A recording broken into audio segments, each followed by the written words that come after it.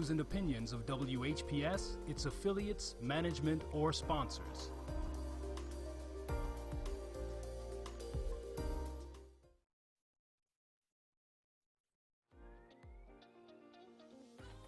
You're watching WHPS, Highland Park, Detroit.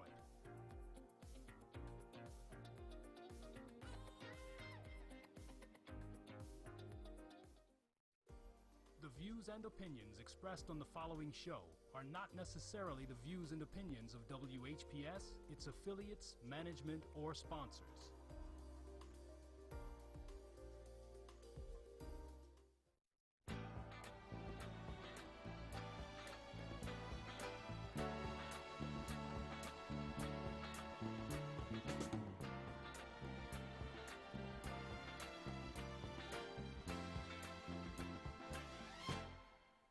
When I was 17, I ran away from home and from everything I had ever known. I was sick and tired, living in a town filled with narrow minds and hate. They used to laugh at me, their children called me names. I would run. Hello, hello, hello, and thank you so much for tuning in to A Spoonful of Comfort. I am Claudrine Jackson. I am your host for A Spoonful of Comfort. I am here to remind you and me that in these troubled times, there are those of us who can give comfort. And if we can give comfort, then we should. I thank you for watching.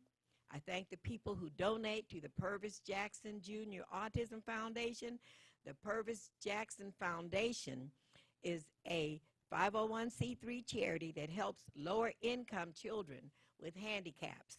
And my son, who is 44, who is handicapped, who still cannot read or write or speak, and I thought he was going to be my undoing, he has actually made me stronger dealing with him. He even wants to give a spoonful of comfort now. There was a time he didn't want to be touched, and now he wants to give comfort. So to our watchers, I want to say, may you have sunshine to greet you and adventures to meet you and joy in whatever you do. May you have God's presence to guide you and good friends beside you, and blessings all your life through. I have a special guest on today who his blessings are going to be coming. But as of now, he has experienced a great injustice, and he is going to tell us about this. My guest today is Action Terrell, who is the author of Camouflaged Cries. And his story is about one of the injustices in the criminal justice system. He says that the United States leads the world in people who are incarcerated, and that here in the U.S. we have 2 million people incarcerated, and if only 1% of them are wrongly imprisoned, that's still 20,000 people. So this is what he's going to focus on, some of the wrongly imprisoned people. But now, tell us about your life before the incident that happened that changed your life. Well, my life was that of a normal person seeking what they call the so-called American dream. Yes. You know, in which you go to work, you come home, you live life. You know, you eat good, you eat the American pie, the cherry pies, all the McDonald's and everything. Yes. I was doing pretty well for myself. I had started a small computer business in which I allowed people to come in and build their own computers. All right. It was called All Action Systems. It was pretty new and off the ground because it was a new concept in the technology world. Yes. So, you know, that along with just living life was easy, smiling. I was coaching and doing things I love to do. So where were you coaching? I was coaching at Cass Tech High School. Were you a teacher, an instructor there also? No, I was just a coach. Okay, what did you coach? Coached football. Oh, wow. Wow. So, do you want to, well, first of all, Action has a son who's handicapped by autism. Yes, I do. And I have a son who's handicapped by autism. So we want to say something about them. What is your son's name? My son's name is Jaden. Today is his birthday, too. I hope he's listening and seeing. Happy birthday, Jaden. And I want to share with you something that Khalil Gibran said about children. Are you familiar with Khalil Gibran? A little bit. He said, your children are not your children. They are the sons and daughters of life's longing for itself. They come through you, but not from you. Wow. So that helped me deal with my son's condition at a time when I really needed to hear something like that. When I felt like, because your son is younger. Yes. How old is your son today? As of today, he's 11. Oh, wow. Okay. Yes. Well, my son was born in 1975, and back then they said that the parents caused autism. Wow. So I accepted. I messed my son up, and I felt so guilty. And then another psychologist became the parent of a child with autism. And that's when they started saying, well, the parents didn't cause it. Okay. So my son is on the lower end of the spectrum. But your son, tell us a little bit about your son's ability. Well, Jaden, he can read, he can react, he speaks. The only problem he has is he's very shy. And, you know, he can have a conversation with you if you conversate with him. Okay. But he won't lead the conversation, you know. And he sometimes, if he doesn't get his way, then he'll act out, and then you can see a lot of the autistic. Yes, they have poor impulse control. Yeah. Although I will say that as they get older, they do better. My son had tantrums constantly, but now he's very much more manageable and agreeable. Okay. So, okay, let us talk about, do you want to talk now about what happened that changed your life? Yes, we can talk about it. In 2013, I was working at Cast Tech. I was called down to an incident, which was a food fight in the lunchroom. Right. A kid hit me with a cracker. It had chili on the cracker. I had on an all-white shirt. I went directly straight to the kid. Right. The kid jumps up, you know, apologizes. I'm sorry, Coach Ash, I'm sorry. I looked at the kid. In my mind, I wanted to choke the kid, but I didn't say anything. Right. And wiped my shirt off, and I walked away. 2 hours later, I get called to the office.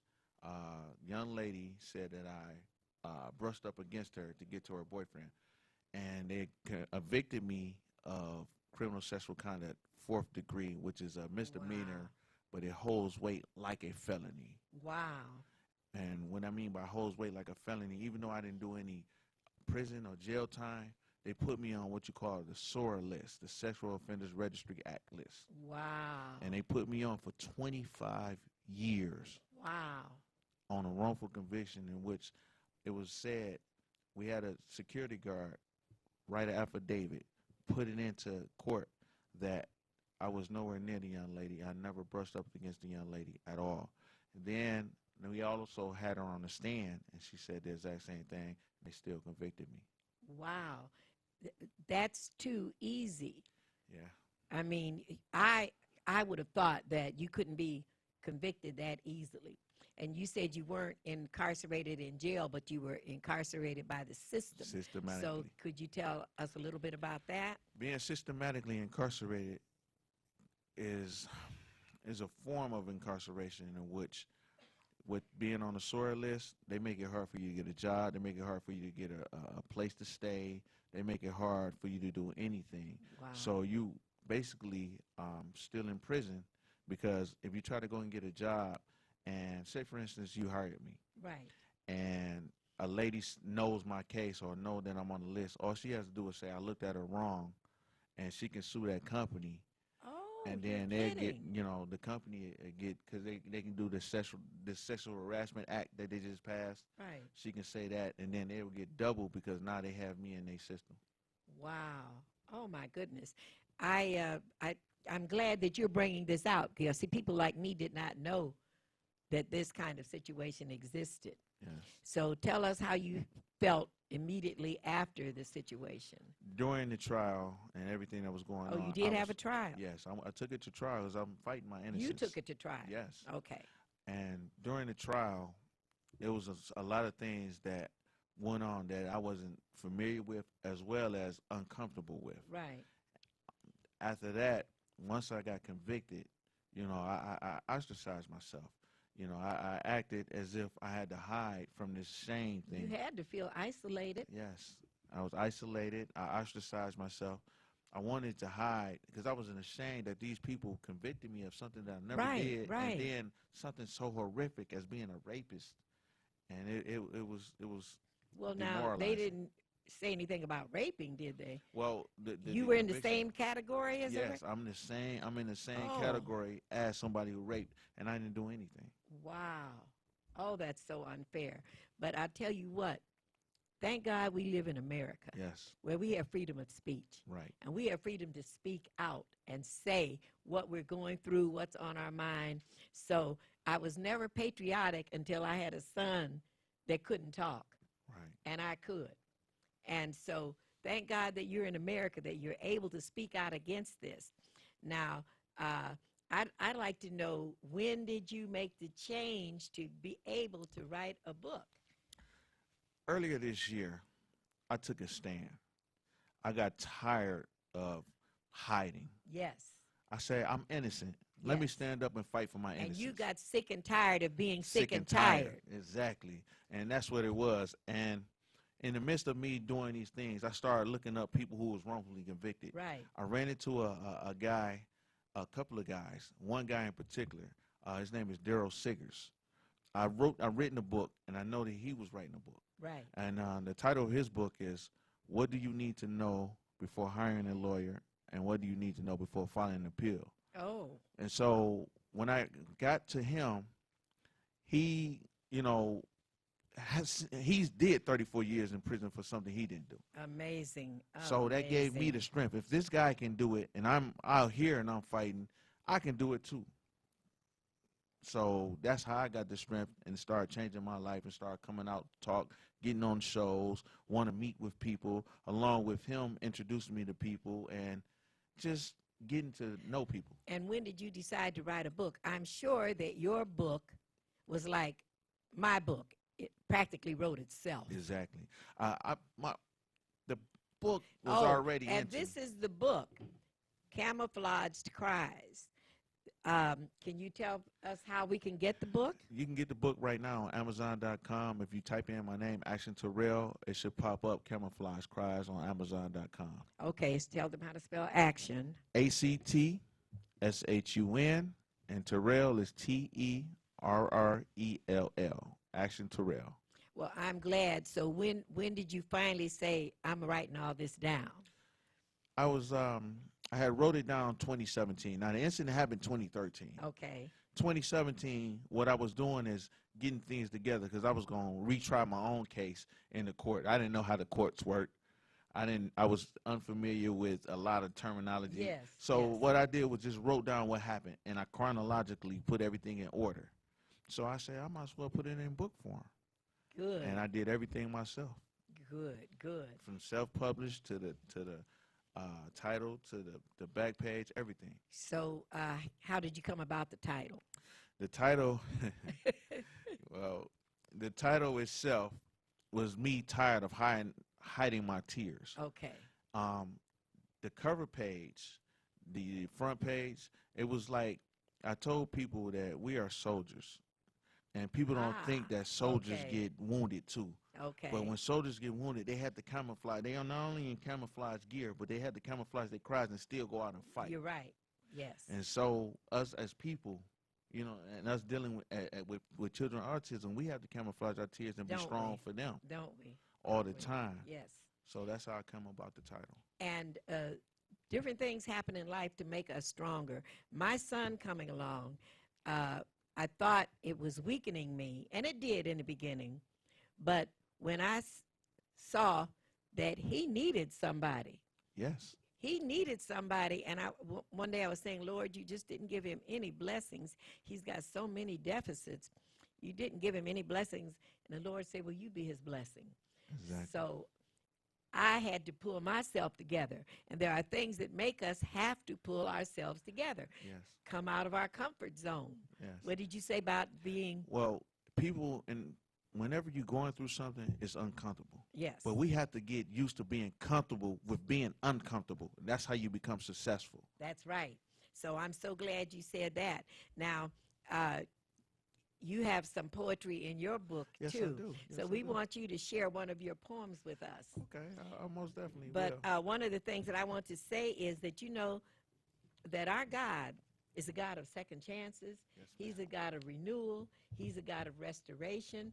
I'm a witness that he can renew and restore you, and it's coming for you. Yes, man. I received that. All I right. received that.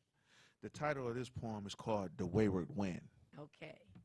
You brush dust across my face, wanting to demoralize and discourage me from finding my place. Around and throughout, you gust so densely about, with hopes I constrain my mind and not travel out.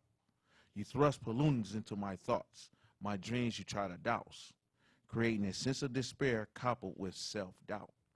As I open my door to overcome any obstacle you plunge, you desperately attempt to get me back where I've begun. No victory for you because I've already won. Mr. Wayward Wind, so nimble yet so powerful, but lacking the quick. There's no quit in I, even though there's one in quit. I shun the idea of not pushing on with my travel, regardless if I am blinded by your flying gravel. So I turn and face you head on, denying any chance of going back home. Seeing glorious smiles of true friends lets me know I wholeheartedly overcame the wayward winds. Oh, beautiful. You are a survivor. Yes, ma'am. And you are here to show us that surviving does happen. As I am, I want to share one of my poems with you, Yes. He Who Holds the Future. Okay. When storms are raging round me and I'm drowning in quicksand and unhappy things that are happening, things that I don't understand, when I don't know what else to do, I'll just do what I can, because he who holds the future, he also holds my hand. Wow. I'll believe that God is with me every step of the way. If he brought me to it, he'll bring me through it. So in his care, I will stay. And I will face my future according to his plan, because he who holds the future, he also holds my hand. Yes. And your hand. Yes, ma'am. That right there, that was awesome. That was powerful. Well, I feel it. Yeah, and remember it, Yes. that he who holds the future, because you still have a future, Yes, I do. and that past is behind you. Now, there's something on the book that I wanted you to explain, the word expungement. Can you Okay. explain that word to me? Expungement is a term that they use when they want trying to get somebody to clear their name. Yes. If someone convicted of crime, whether they're guilty or innocent, expungement gets it off their record. Okay. Now, during my situation, I can't get an expungement. Really? My conviction is not allowed for expungement. So what I have to do is clear my name of any wrongful doing. Well, now, how can you do that if they don't allow it to be expunged? Well, what I'm doing is you can get what you call exonerated for a crime. Okay. Now, exoneration is different from an expungement. Now, exoneration totally clears you from any crime, any wrongdoing. Well, expungement only wipes it off your record, even if you committed okay. it. So you are eligible for exoneration. Yeah, that's what I'm working toward right now. So what all do you have to do to achieve exoneration? And at this moment, you know, it's a series of events and a series of things that have to take place before you can get exonerated. You know, and I'm working towards these steps right now. Michigan has what you call the Conviction Integrity Unit, which is headed up by a young lady named Valerie Newman. Now, many people might know Valerie Newman from SADO, which is the State Appellate Defense Office, in which she was a defense attorney, and she's now working with the Conviction Integrity Unit to help exonerate the people who've been wrongfully convicted. Oh, well, you had an injustice, but you are moving forward Yes, ma'am. in hope and purpose Yes, ma'am. and positive energy, and you are showing that we don't have to let things destroy us, because I know you understand now the people that don't get back up after they've been knocked down. I know it all right. I have more compassion for those who weren't able to pull themselves together and get back up, because it's hard. It is. It's hard. It's hard. It's difficult.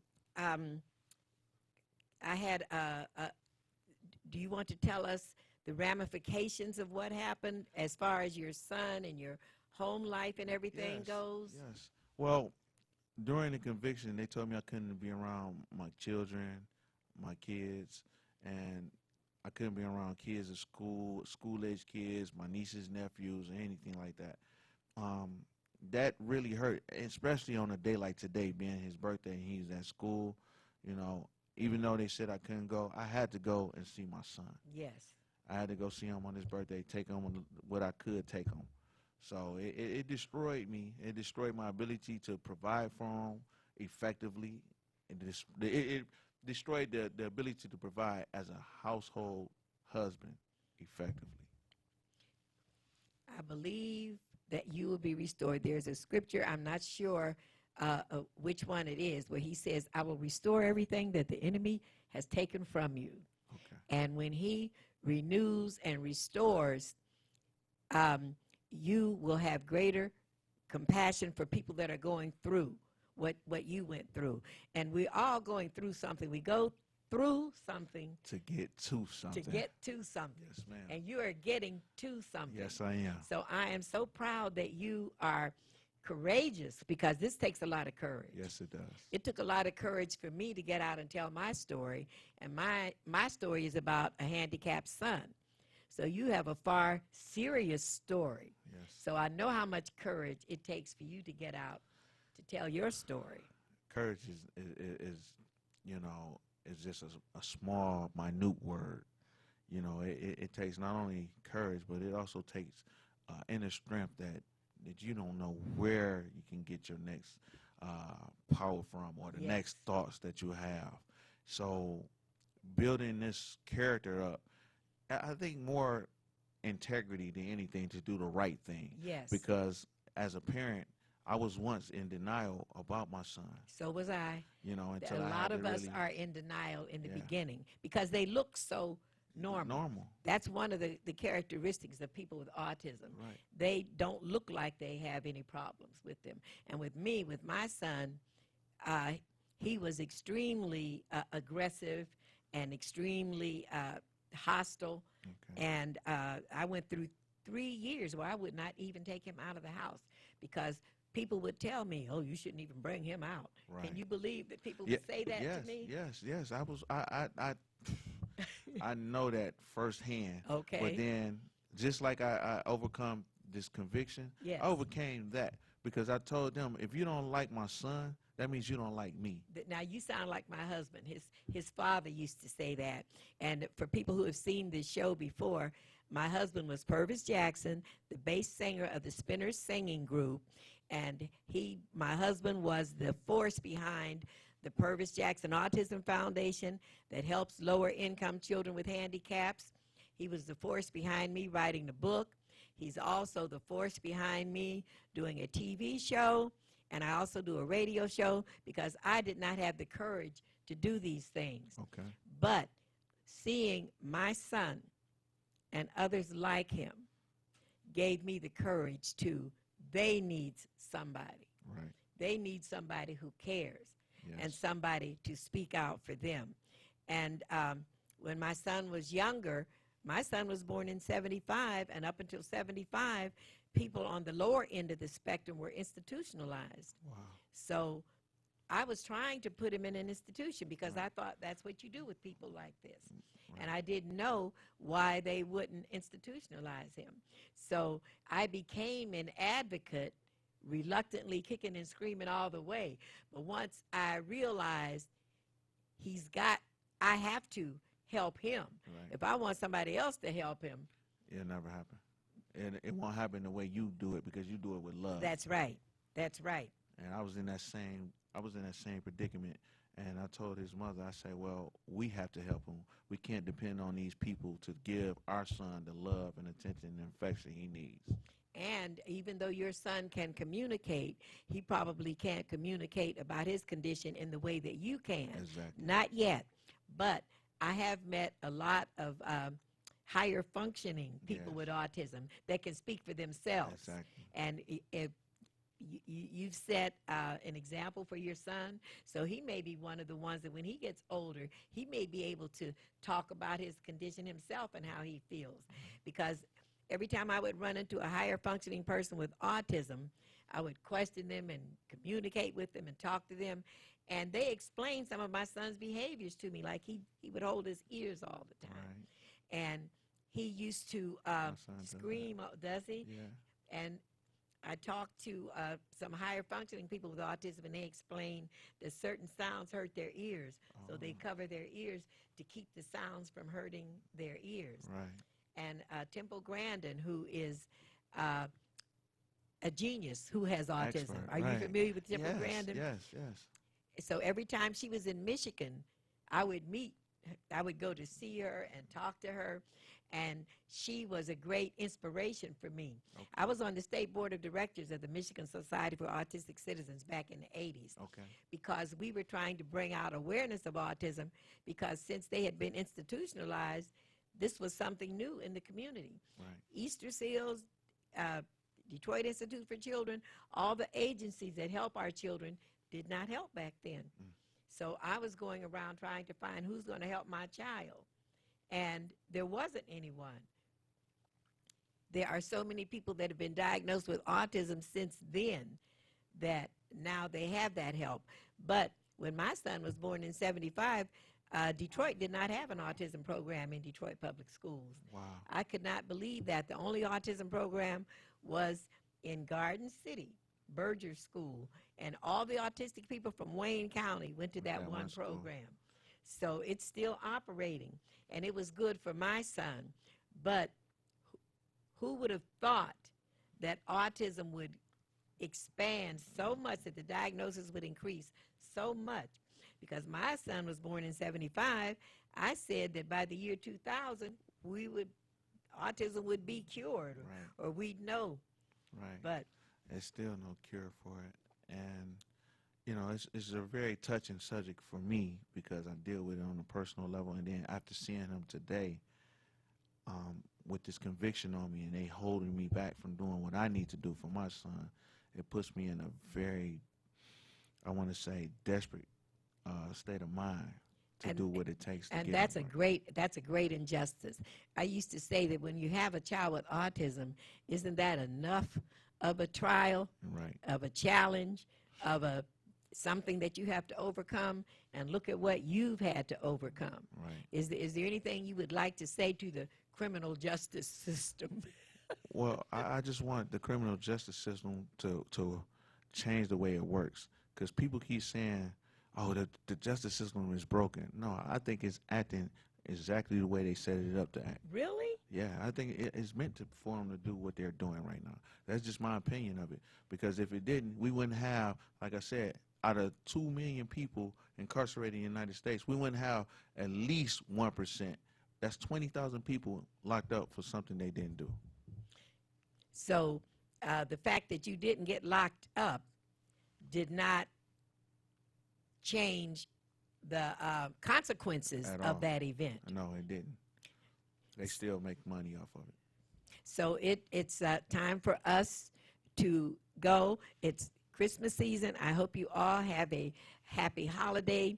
But this show is something that needed to be done because we need to know about the injustice in the world, and we need to know about the people such as Mr. Action Terrell that are overcoming and teaching us what goes on. So thank you so much for being a guest on my show. Thank you, Ms. Thank you Jackson. so much for tuning in to A Spoonful of Comfort, and you be a spoonful of comfort.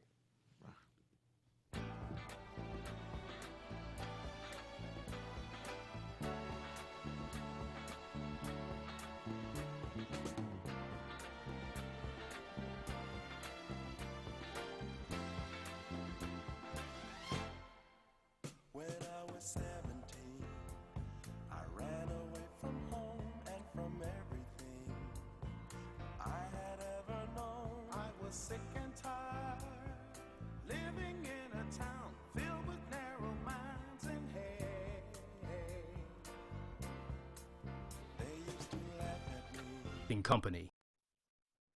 Walking in the winter wonderland, walking in the winter wonderland. Season's greetings from the Watkins and Tyler families here at TV 33. You're watching WHPS, Highland Park, Detroit.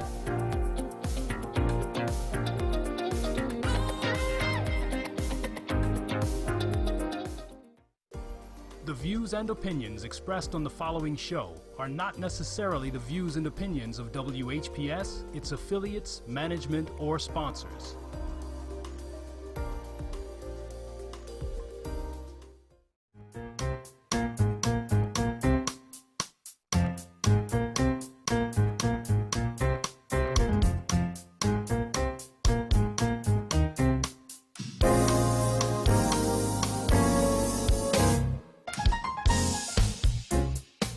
And the Center for Urban Youth and Family Development. And we would like to do our disclaimer that says that the views and opinions of this show are not necessarily the views and the opinions of the Office of National Drug Control Policy of the White House. And the reason we do that is because we are a drug-free community coalition, and we are funded by the Office of National Drug Control Policy, or at least partially funded. So, at any rate, here we are in the wonderful month of September. We are having some beautiful weather here in the beautiful city of Detroit, and every day prevention is working, people are recovering, treatment is being effective, and we're very happy to be bringing you information about substance abuse prevention, treatment, and recovery. We have our coalition meeting today that is going to take place at Hartford Memorial Baptist Church. It will start at 6:00 p.m. promptly. And if you are not available to stop by and be a part of the meeting directly and personally, you can call in, and our call-in number is 712-770-5505, and then use access code 395319. Once again, if you want to call in and be a part of our community coalition, the Coalition for Urban Youth and Family Development, that is devoted to creating a drug-free community on Detroit's west side, then call in at 712-770-5505, and the access code is 395319. And you will be a part of the coalition, and we're working very much to get a drug-free community on Detroit's west side. And we're doing some phenomenal and fantastic things. Some of the things that we've got coming up on our Saturday, October the 26th, from 10 a.m. to 2 p.m., we're going to be having our National Prescription Drug Take-Back Day. We're doing that in collaboration with Michigan Open. And once again, we'll be conducting that activity at the Hartford Memorial Baptist Church. That is 18700 James Cousins Highway. That's right on the service drive of the Lodge Freeway, just south of 7 Mile. And we will be there collecting your expired and unused prescription drugs. Don't you become the drug dealer. You know how people will come to your home and they'll ask to use your restroom, and if you're keeping your prescription drugs in your medicine cabinet, while they're in your restroom, they go through your cabinet, and if you have some oxycodone or some other opioid in there, they can sneak in and take a couple of pills, and you'll never notice. So don't you be the drug dealer. Come over to Hartford Memorial Baptist Church, and you will be able to properly dispose of your prescription drugs that are expired, and be able to also pick up a nice gift. We are going to have some information. We're going to have some gift cards, so please come on out. That's Saturday, October the 26th, from 10 a.m. to 2 p.m., and there will be other sites all throughout the city. I know that there's going to be another site at the Pest Institute, which is 11633 Joseph Campo in Hamtramck. There'll be also locations on the east side of Detroit and all over. So don't forget Prescription Drug Take-Back Day. And then also, we're going to have another event that'll be the High Density Alcohol Retailers meeting, where it'll be the meeting for the Coalition to Reduce Underage Drinking. And that will also be hosted by the Pest Institute. and that's again located at 11633 Joseph Campos in Hamtramck. And they're calling for all concerned citizens throughout Wayne County to come by and become a member of the Michigan Coalition to Reduce Underage Drinking, better known as McCRUD. So we've got a lot of wonderful things going on. Another activity that's going to be taking place here in Detroit and at all of the churches is Safe Sleep Sabbath. And that's going to be taking place from September the 23rd through the 29th at various churches throughout the city of Detroit. If you're interested and want to be a part of Safe Sleep Sabbath, and that is to be a part of the media campaign to help distribute flyers and to bring awareness to the importance of infant safe sleep throughout the faith community in Detroit and Wayne County. And you can call 313-410-5264 for more information about the Safe Sleep Sabbath. Say that 5 times in a row. And then also on September the 27th from 10 a.m. to 3 p.m. at the Detroit Rescue Mission, there is going to be an infant safe sleep prayer luncheon. And that is going to be sponsored by the Detroit Health Department in collaboration with the Michigan Department of Health and Human Services Office of Community and Faith Engagement. So please come on out. Every year in Michigan, nearly 150 babies die before their first birthday due to unsafe sleep practices.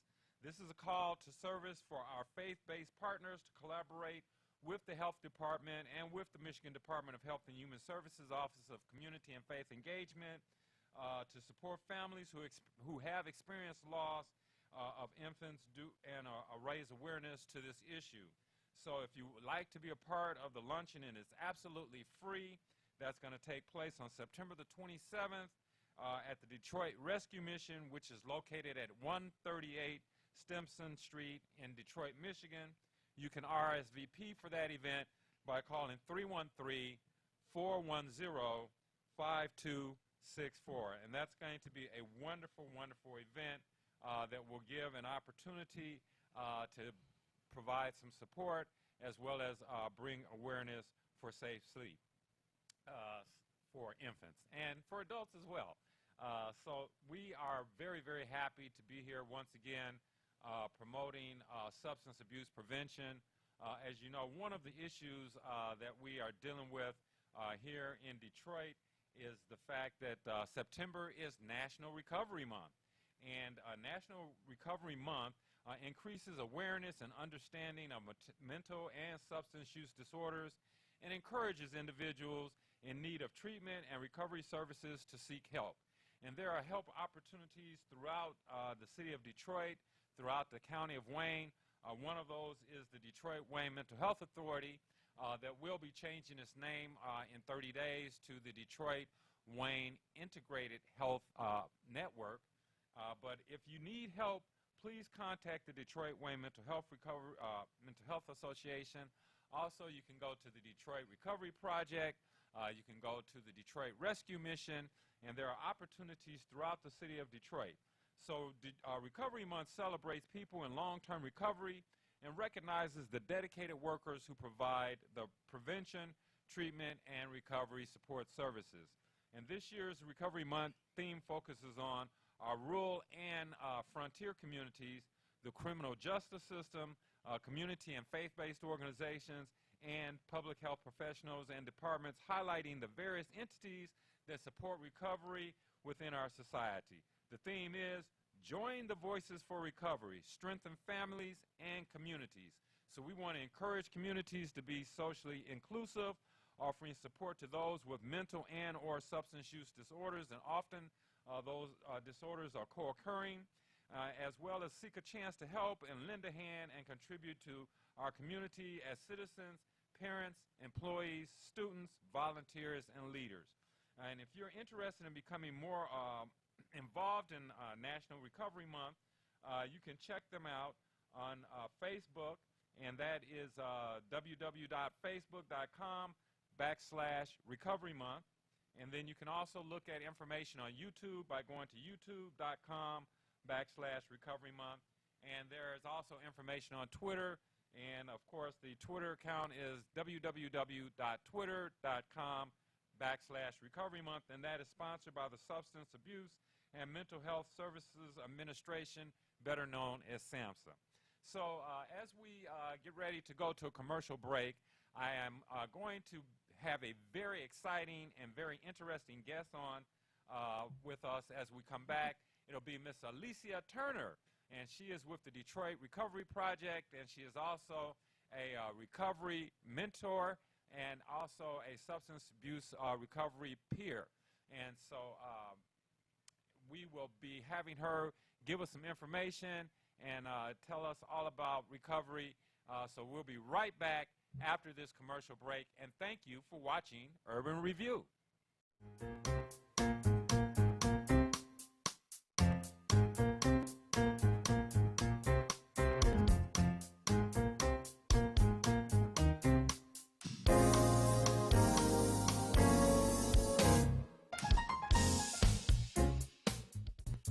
The non-medical use of prescription drugs, including opioids, is a growing concern in our communities, affecting all ages, including our youth. If the medication wasn't prescribed to you or has expired, don't take it. If your name isn't on the bottle, it's not meant for you to swallow. Addiction is real, and lives are being ruined. Or worse yet, lost. Visit PreventionDetroit.org/opioids to find prescription Dropbox locations. You will love your Avis Ford, because at Avis Ford, we make it easy to get you your no-money down monthly payment right over the phone. We call it Shop by Phone, and it's the best way we know to get you your payment options fast. You want leather and a sunroof? How about an upgrade to all-wheel drive? Just give us a call. Shop online, shop by phone, or visit us at Telegraph at 12 Mile. Call 1-800-SHOP-FORD. Meet Danny, high school senior, 17 years of age, all-A student. Danny is just now finding out he scored 1,490 out of 1,600 on his SAT. Danny's friend decided to ask, "How did you do it?" Danny replied, "I believe every day is a test. To fail or succeed, you choose." The effects of vaping is the one test that Danny chose not to study for. Vaping does not discriminate on who becomes addicted. Over 2 million high school students use some type of electronic cigarette device. The top tobacco companies also own vaping devices. The FDA found that vaping contains some of the same toxic chemicals as regular cigarettes that lead to cancer. So whether you smoke traditional cigarettes with tobacco or smoke electronic cigarettes using nicotine, your health is at risk. There's no safe way to smoke. For more information, contact the Center for Urban Youth and Family Development.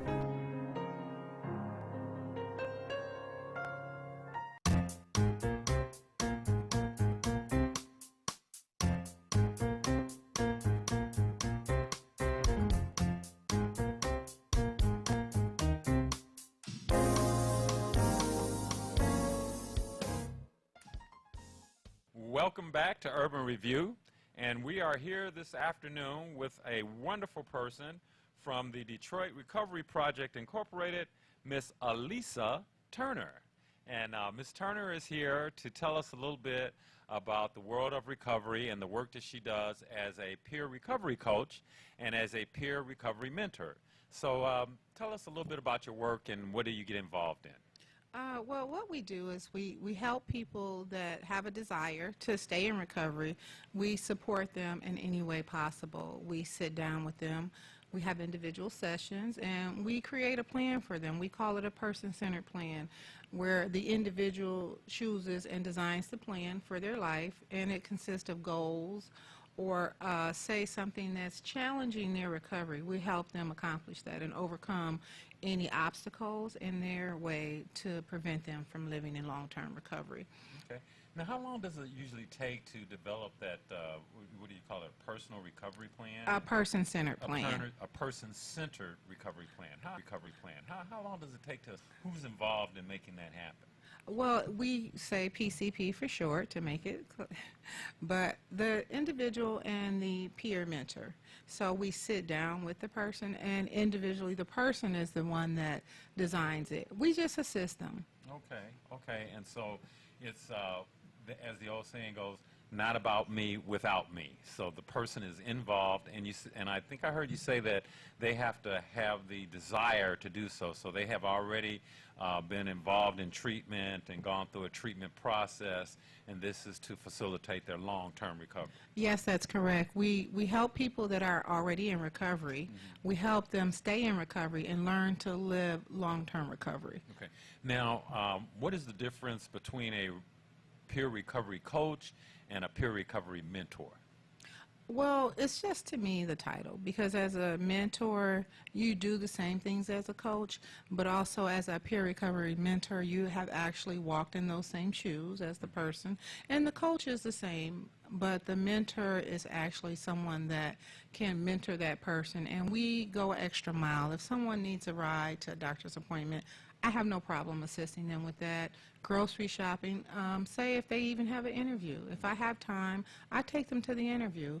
And also, we have people that like to go back to school. I sit down with that person. We can do an application online or whatever it is. Say if they want to join Focus Hope, they have classes there, computer classes, to help them get computer literate and learn how to use the computer, because everything is paperless now. Everyone is on computers, and a lot of people are being left behind because they don't have that skill. So we do quite a variety of different things to help them.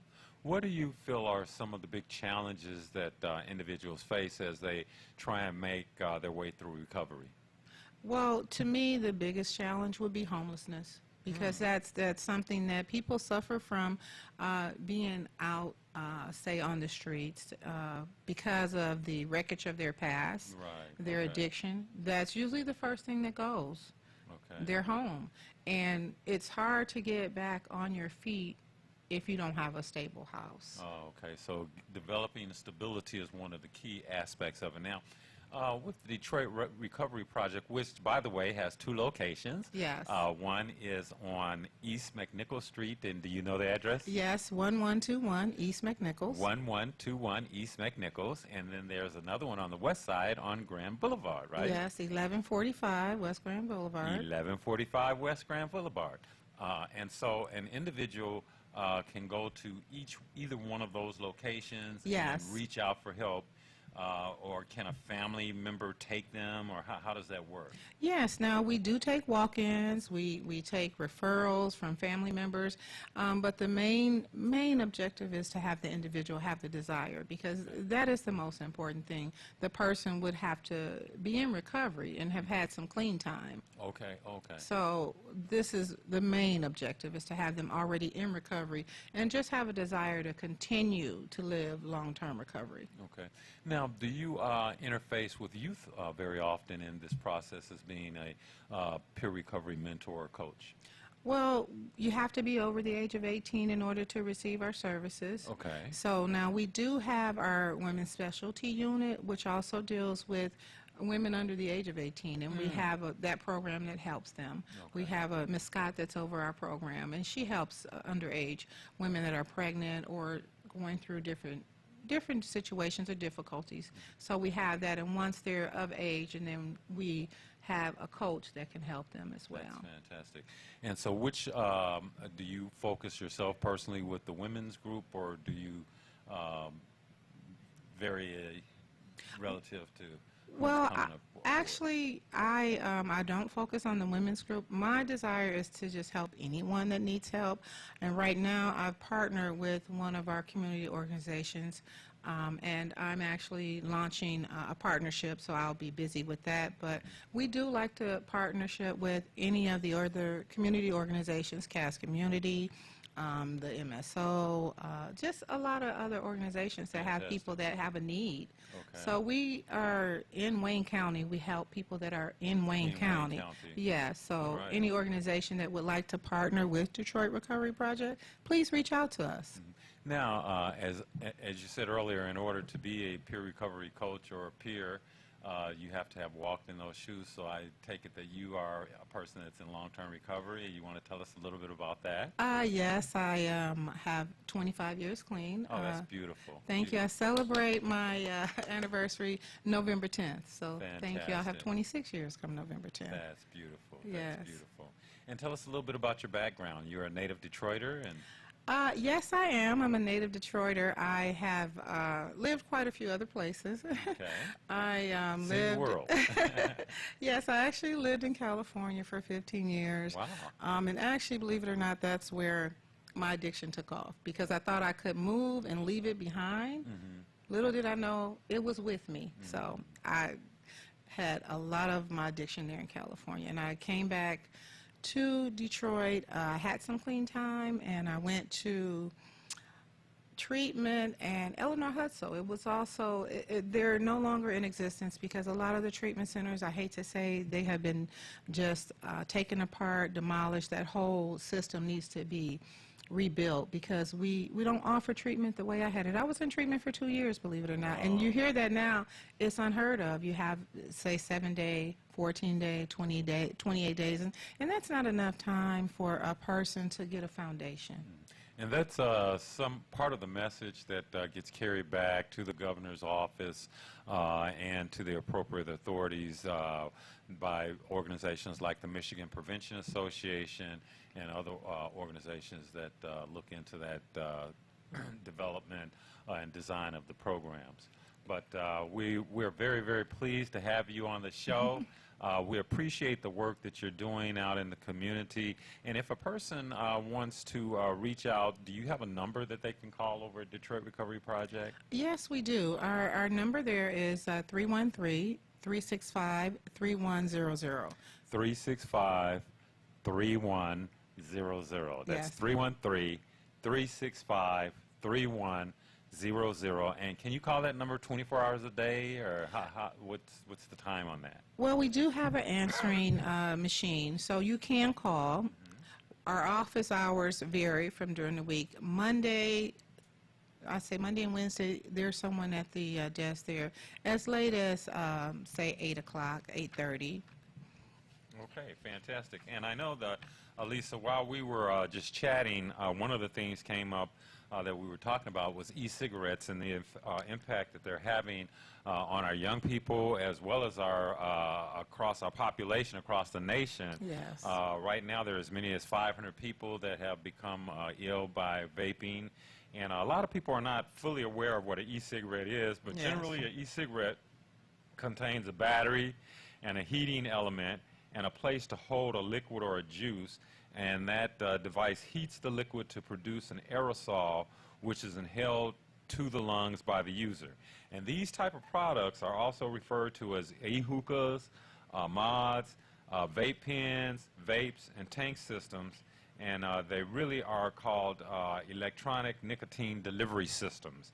But we have found that not only are people delivering nicotine, but they're also delivering THC through these products. And e-cigarettes are now the most commonly used tobacco product among our youth in the U.S., and these products deliver higher levels of nicotine, which cause harm to the developing brain, problems with attention, memory loss, decreased impulse control, mood disorders, and a likelihood of addiction to other tobacco products.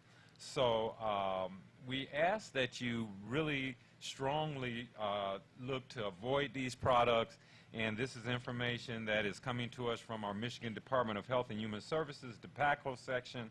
And if you are interested in contacting them, you can call them at 517-335-8376. And so we really, really are happy that you were able to spend some time with us, Elisa, and thank you for being on the show.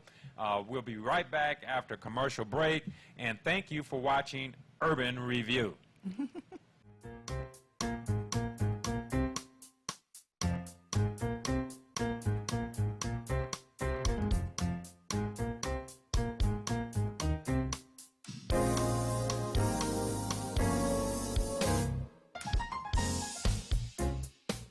Meet Danny, high school senior, 17 years of age, all A student. Danny is just now finding out he scored 1,490 out of 1,600 on his SAT. Danny's friend decided to ask, "How did you do it?" Danny replied, "I believe every day is a test. To fail or succeed, you choose." The effects of vaping is the one test that Danny chose not to study for. Vaping does not discriminate on who becomes addicted. Over 2 million high school students use some type of electronic cigarette device. The top tobacco companies also own vaping devices. The FDA found that vaping contains some of the same toxic chemicals as regular cigarettes that lead to cancer. So whether you smoke traditional cigarettes with tobacco or smoke electronic cigarettes using nicotine, your health is at risk. There's no safe way to smoke. For more information, contact the Center for Urban Youth and Family Development.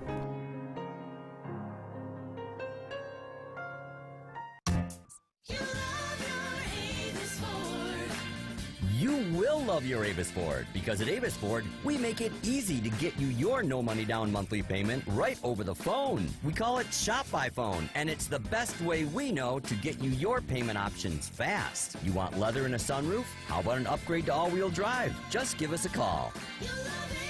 Shop online, shop by phone, or visit us at Telegraph at 12 Mile. Call 1-800-SHOP-FORD. The non-medical use of prescription drugs, including opioids, is a growing concern in our communities, affecting all ages, including our youth. If the medication wasn't prescribed to you or has expired, don't take it. If your name isn't on the bottle, it's not meant for you to swallow. Addiction is real, and lives are being ruined. Worse yet, lost. Visit preventiondetroit.org/opioids to find prescription Dropbox locations.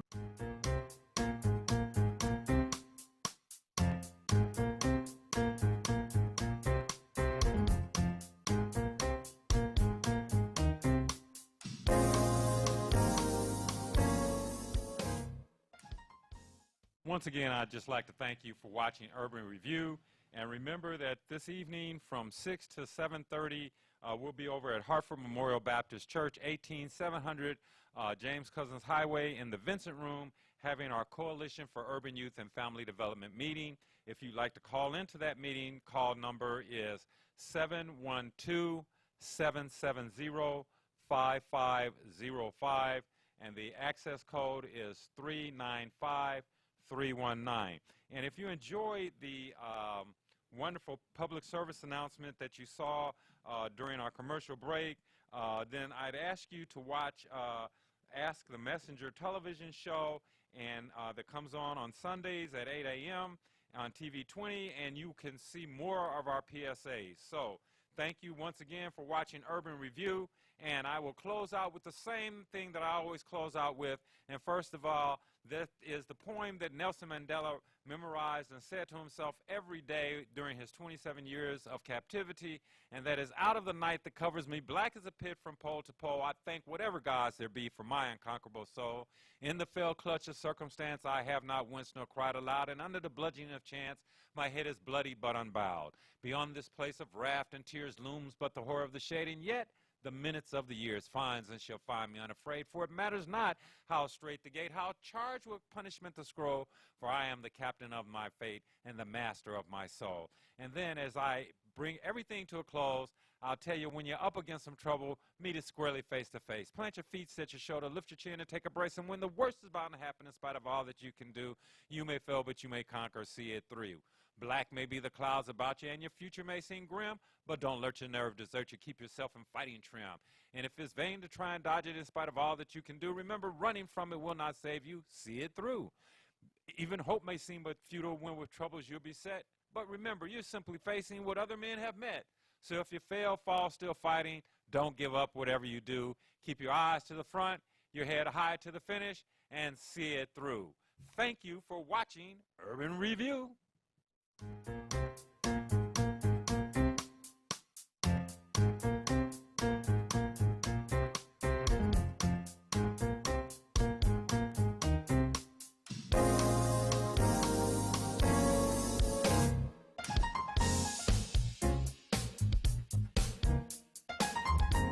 In the nation. Lemon Burn. Lemon Burn helps to turn the fat into fit. It's for you, a happier, healthier you. Because you know healthy is the new beautiful. an all-natural way to improve your health. It promotes a healthy digestive system, attacks and reduces belly fat, as well as gives you energy. And to get yours today, call 313-868-6612.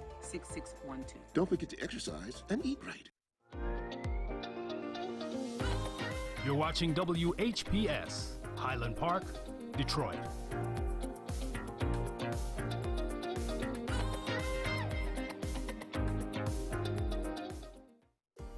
The views and opinions expressed on the following show are not necessarily the views and opinions of WHPS, its affiliates, management, or sponsors.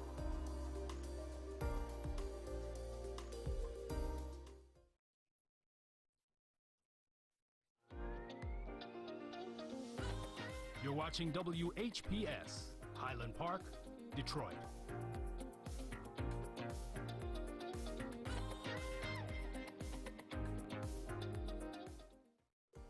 The views and opinions expressed on the following show are not necessarily the views and opinions of WHPS, its affiliates, management, or sponsors.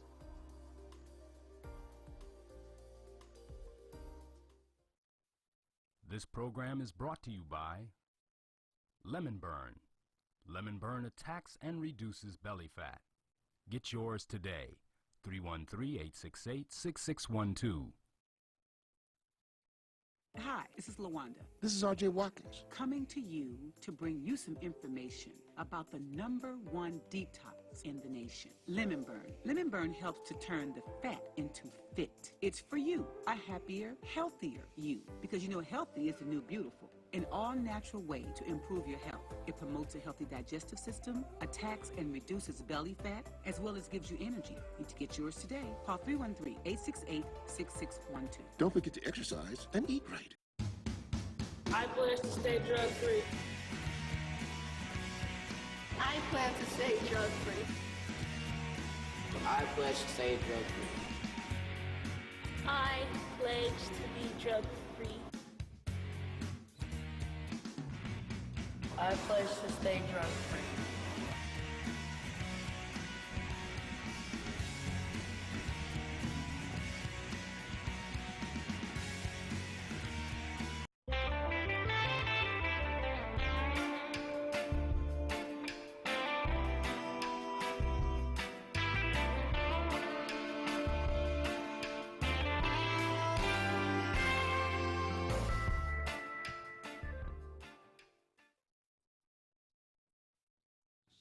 And good afternoon, and welcome to Expose Under the Sun, sponsored by the Detroit Native Sun newspaper. I am your host, Darwin Griffin, and stay tuned to a lively conversation with my guest, and we're going to really kind of educate some people on a lot of words, because just in the time that we were waiting to come on the air, I was learning some new words. So, you know, I'm always up to learning new words so that I can go and spring them upon you and to my other listening audience as well. But again, we are live, so if you'd like to join in on the conversation, you can call in. Our phone numbers are area code 313-868-0342, 313-868-0351, 313-868-4336. And our website is www.tv33whpr.com.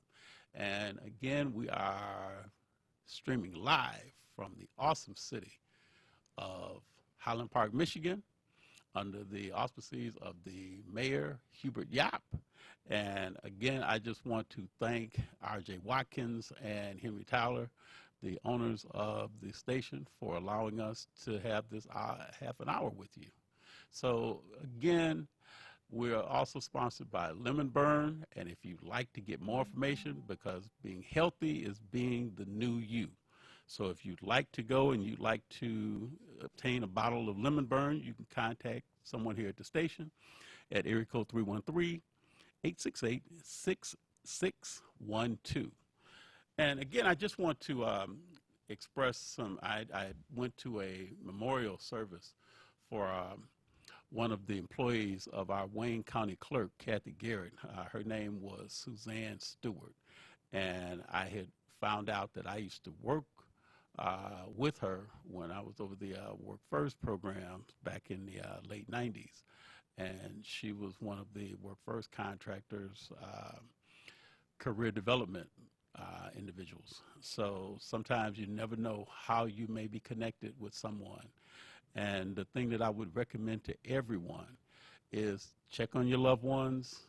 The holiday season is getting ready to come around, Christmas, New Year. So make sure you reach out and touch your loved ones. Make a phone call, make a visit. But the thing is that make sure that you, if you can't, reach out to them, ask somebody else to reach out to them. Because everyone during this time of the year may have a lot of things going on in their lives, but make certain that you do reach out and you touch someone. Again, I just want to say a word of condolences to our Wayne County Clerk, Kathy Garrett.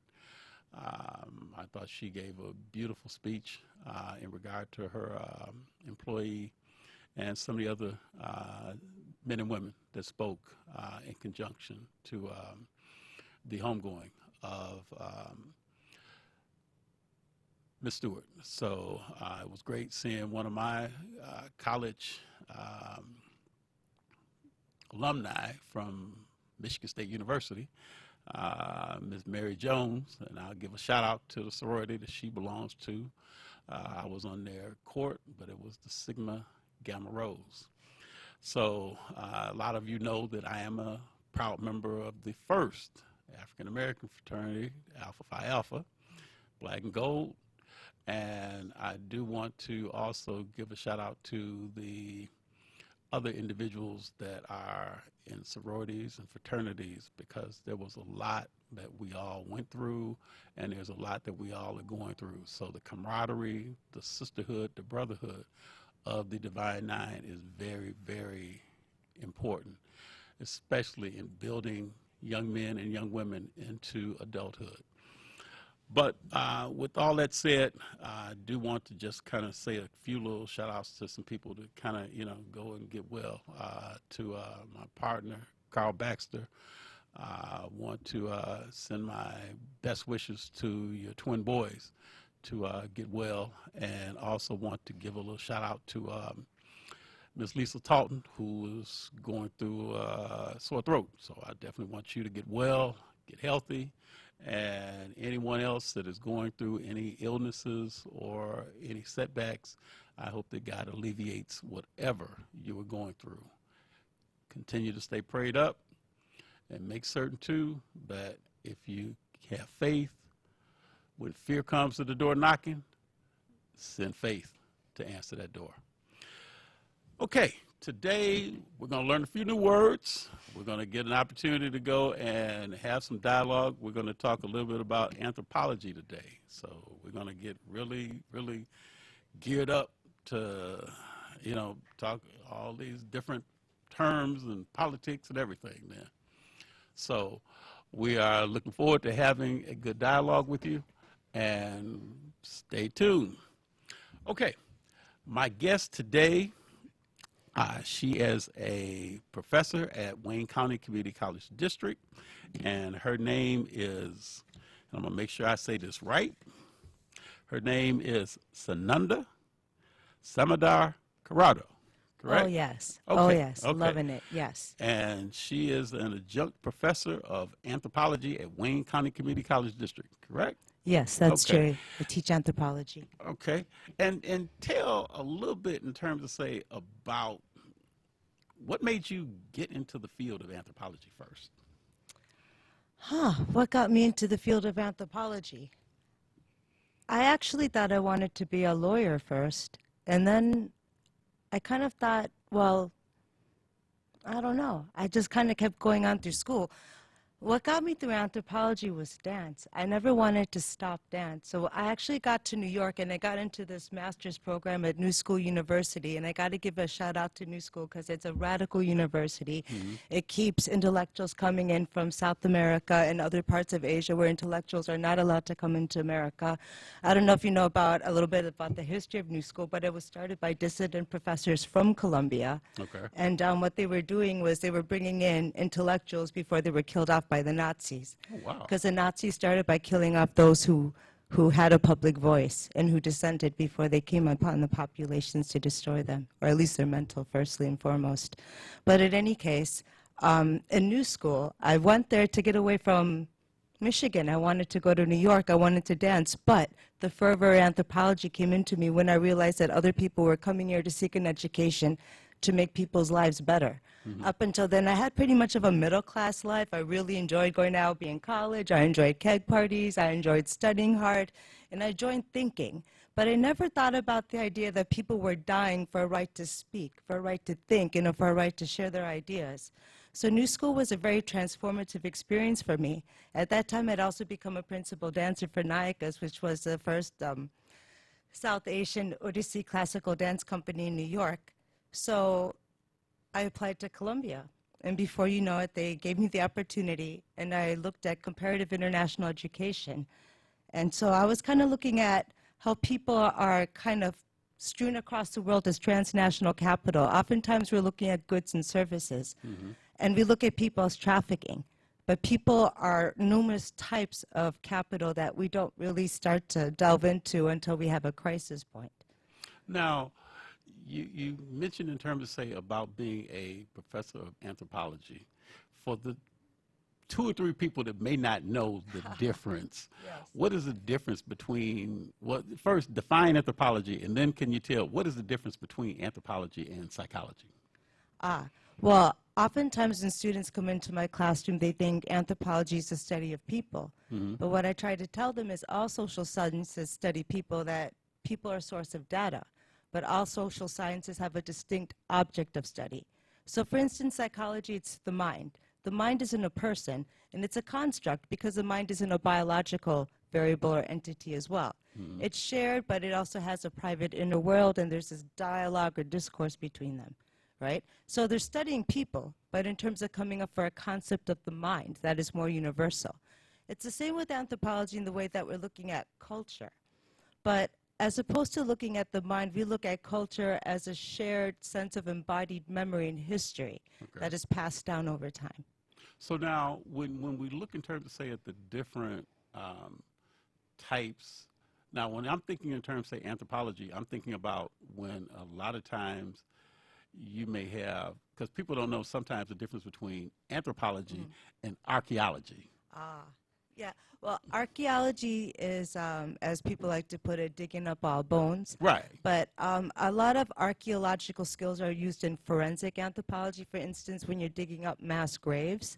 So it's really a point of view, what's the past and what's relevant today, especially when you're looking at stuff like mass graves. But I guess so it's the like mass graves, that like when you had a lot of mass graves from where the Hitler had killed a lot of the Jewish population and were putting them in some of those massive graves. So you then find and do a lot when it comes down to uncovering some of the different artifacts and some of the different bones of some of those individuals that were put in those mass graves. There's a lot of trauma and pathology that a lot of forensic anthropology looks at. It looks at international law, and it looks at humanity and our kind of universal idea about it. For instance, there are professors here. One is Iris Green, who works at Wayne County Community College, and she does a lot of archaeology around the city of Detroit. Okay. I don't think people realize that a lot of our history is being sunken into the ground. We don't really have to look at ancient history to come up with the idea that we belong here too. She's also looked into this idea of all these schools that have been torn down in recent years. Some of them have actually had very valuable paintings, perhaps even by Diego Rivera, but these schools were torn down and the social capital was taken away. I remember when I went to a Wright Museum Forum that was held by Dana Hart and Tom Pedroni, who are longtime activists, and there are other people involved.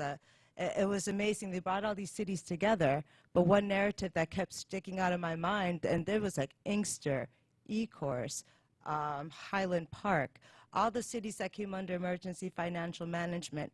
All these cities have a common memory of citizens going into the dumpsters to take out trophies of their past champions in their neighborhoods. So America is a cultural history of erasure, and we have to understand erasure as being its own history when denying memory or gaslighting a people into believing that we have a common founding father or a homogeneous history literally brings us into a psychological crisis. No, I thought that was so interesting because, you know, and I know that you're right when it comes down to finding a lot of the history in the dumpsters. Yeah.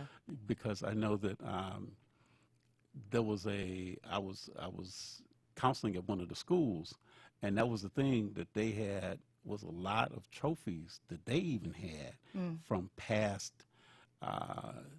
you know, seasons that they had played sports. And those trophies were about to be discarded. And it saddens me because the fact is that you learn from your history, you learn from your past. And in order to be able to go and discover where you're going to go or what paths you want to take as far as, say, for your future. So now when you're talking about with anthropology, because I'm thinking in terms of, say, like, to look at the evolution of different cultures, to look at the evolution of different people. And I know we were talking before we came on the air and talking about my name in terms of, say, with Darwin. And I love what you were saying. Oh, so yeah, if you can it's just so funny because anthropology is all about bringing to light subjugated voices and points of views that are not understood. And it's just so great that your name is Darwin, because Darwin is so pivotal to our ideas about cultural and natural selection. But Darwin is also completely misunderstood. Darwin looked at evolution as a collaborative effort, as an effort of different memories working together. So, for instance, humans didn't migrate out of Africa on their own. They followed larger prey that followed other predators. So there's overlapping memory. When you see predators following elephants, how do elephants make their own migratory paths? Well, on a National Geographic show that made me cry all night, by the way, it was revealed that elephants, which are matriarchal in disposition, go from site to site where other matriarchs have died. And so they caress the bones and they cry and they wail, and just like kids at a mosque or a temple or church, they start crying and wailing. But it's not until somebody they love dies and they come back around to that pilgrimage point in their route that they start making that association. So when we're looking at elephants, their pilgrimage or their route isn't random. It's based on memory and it's based on ancestral worship. In fact, mammals are not instinctual. The reason mammals have a wrinkly brain is because we're based on memory. Okay. All mammals. Now.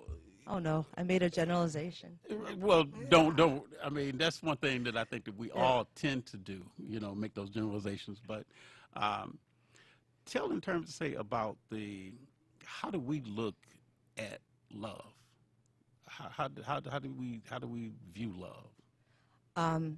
Well, I wrote a really hefty dissertation, and I had to leave about 80% of my data out of it. And it was looking at Bangladeshi high school kids in Detroit public schools. But when I went into these schools, all the kids wanted to talk about was, guess what? Their boyfriends and their girlfriends and their love stories. And that was 80% of my data, them just wanting to tell me and to feel out and to fantasize and to be the somebody they hope to become. So I realized that love is this real aspirational variable, if you want to call it, that nobody wants to measure or understand. Love is not understood in the social sciences because we're always measuring people in terms of pathology and control. Okay. Nowhere in social science are we measuring people in the religious sense of transcendence and ascendance and wanting to be something bigger. What motivates us is not economics. What motivates us is wanting to be something to our families, wanting to mean something to each other, not wanting to be forgotten, wanting to exist and knowing to have been existed. It's that need to be connected to a larger consciousness. I think that becomes at peril, especially in the education system, because students do come in with these aspirational questions, but when you bog them down with Bio 101, you know what I mean, Math 101, and you have to prove through all these nuts and bolts that you're allowed to ask these questions, by that time they kind of shut down. Well, there's such a homogeneous, different studies that people have when they first go into college. Yeah. And I know we were talking before about, looking in terms of, say, the schools that are like the dormitories of. Now, Can you expound a little bit more on that part, what we're talking about? Yeah, well, number one, a college education is in no way, shape, or form a uniform playing field. The Ivy League colleges are completely their own culture, which is different than what you say is second tier, if you could call second tier U of M or Berkeley, right? And then you get into what you call third or fourth tier, and then you get these pipeline schools that Trump helped. And the truth is the first and the second tier schools are where the leaders are made. And the third and fourth and fifth tier schools are just ways of getting FAFSA people to pay into loans to get really more vocational training, even though they're being told that they're getting college training. And again, they're not allowed to ask those larger questions. I think a lot of minorities are encouraged into STEM because we're encouraged to just come up with bigger guns and bigger technologies that will destroy one another with more efficiency. We're not asked about being more a part of public policy. And if you look at presidents, whether it's Modi or Angela Merkel or Trump, right, Modi meaning the Prime Minister of India, these are now transnational presidents. The way they're elected and the way they keep their power has nothing to do with citizenship, just like the way the mayor's office is as much 248 money as 313. Okay. So now, if a person, let's say, goes into your field of study, what type of occupations could they get into once they complete, let's say, your course of study? Well, here is some of the real facts about anthropology. Number one, it's still a really elite field of study. A lot of people don't get into it because it doesn't make money.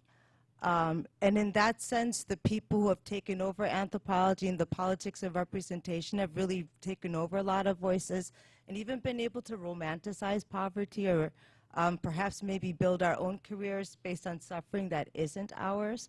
Anthropology needs to be reclaimed. I think the process started in the 60s and 70s, but then as you see in the 80s and 90s with all these student loans and all these other things, it's making it harder for people of color to access college, and when they do access college, it's harder for them to access history. Across the nation, history departments are closing, but I think Yale hired like 23 more historians.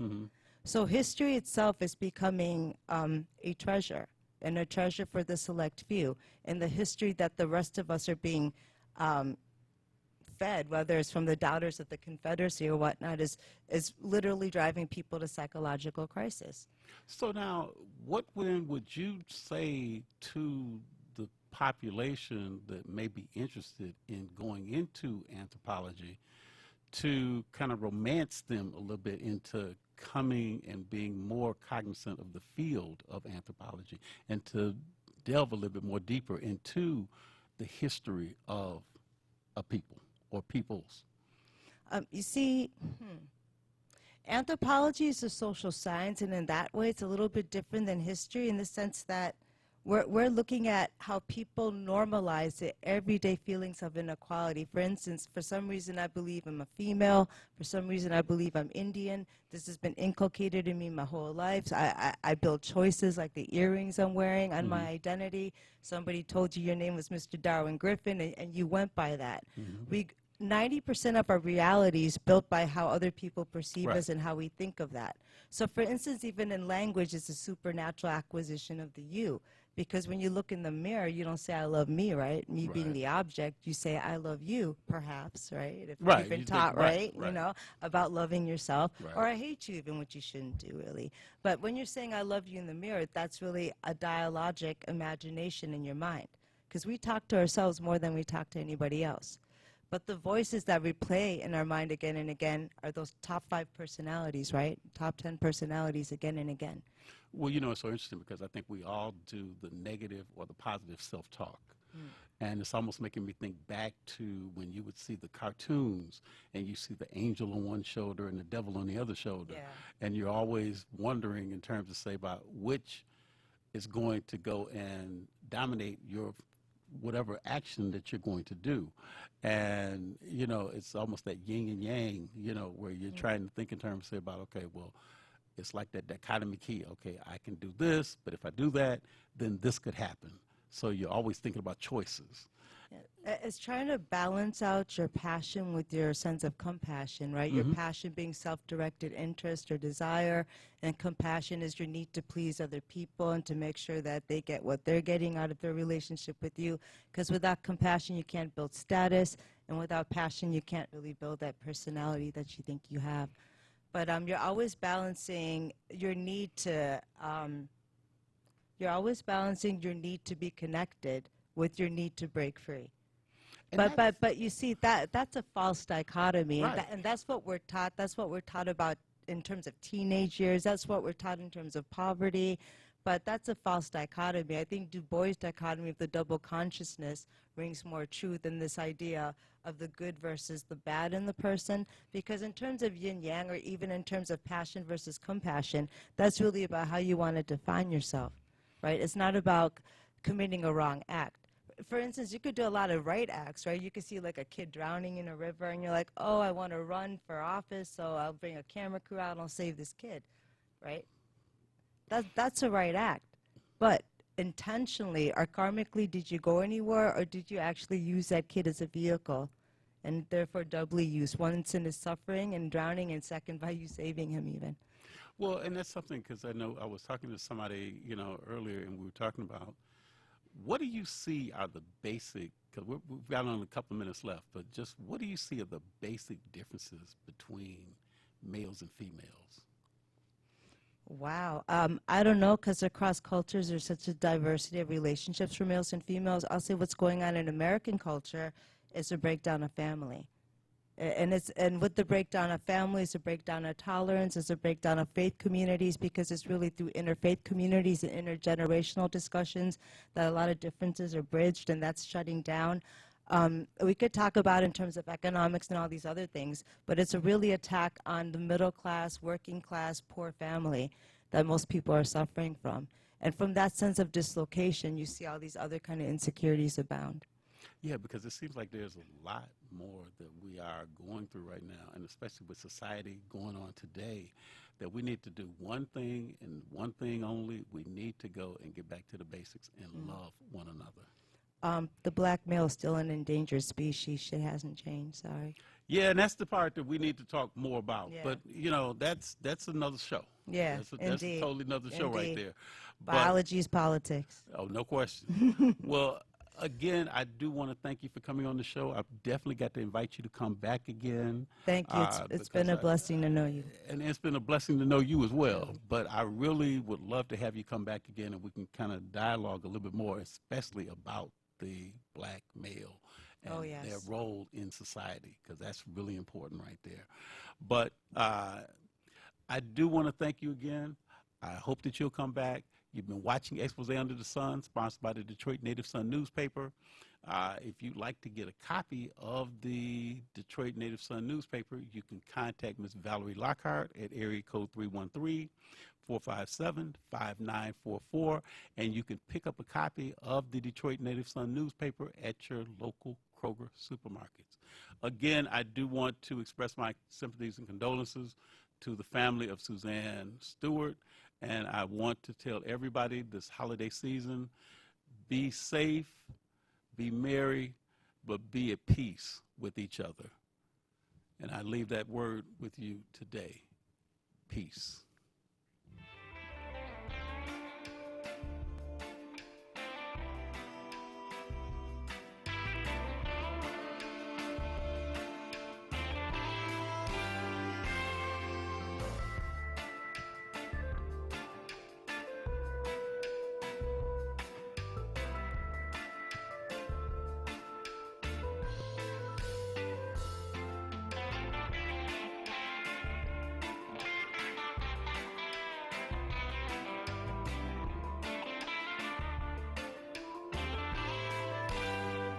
Twist, children's braids, natural twists, lock extensions, kinky twists, goddess locks, updos, full weaves, and more. Please feel free to visit us on the web at www.sistersbraid2.com or call 313-826-0498. Here at Sisters Braid 2, we offer exceptional care for exceptional hair. We look forward to seeing you. Sisters Braid 2 is a proud recipient of the Unity and Rebuilding Fund. Walking in the winter wonderland, walking in the winter wonderland. Season's greetings from the Watkins and Tyler families here at TV 33. You're watching WHPS, Highland Park, Detroit.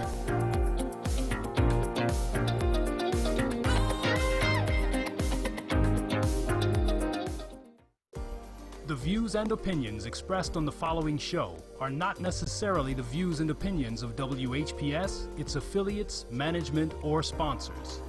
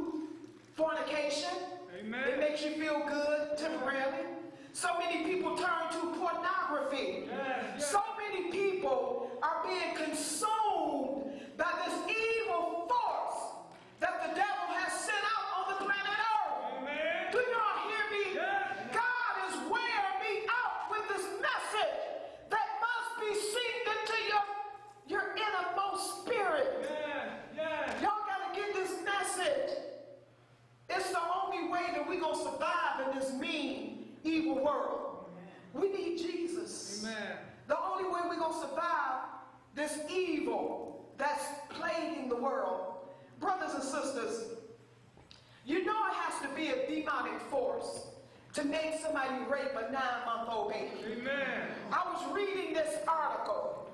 2 full-grown men raped a 9-month-old baby. How sick can you be? It has to be a demonic force. Yeah. Nobody in their right mind would do something so cruel. And then they have the nerve to videotape it. Oh. You know that's satanic. That's sadistic. That's demonic. See, they don't know that it's an evil force that's plaguing the whole planet Earth. Amen. And see, it has seeped in through all this modern day technology. See, technology is good in a sense, but in another sense, it has allowed the evil of the devil, these demonic forces, to enter into this planet. Amen.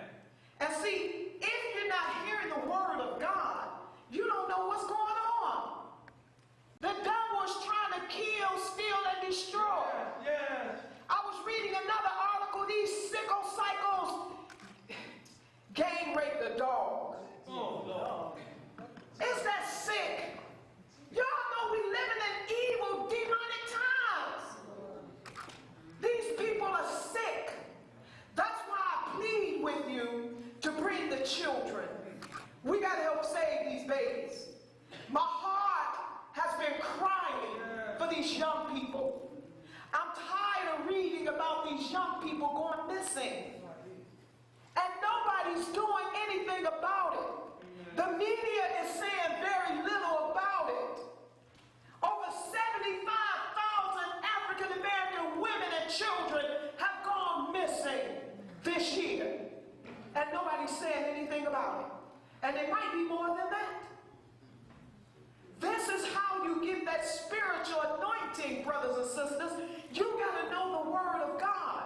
See, the devil don't want you to learn the Word of God. He don't want you to know the Word of God.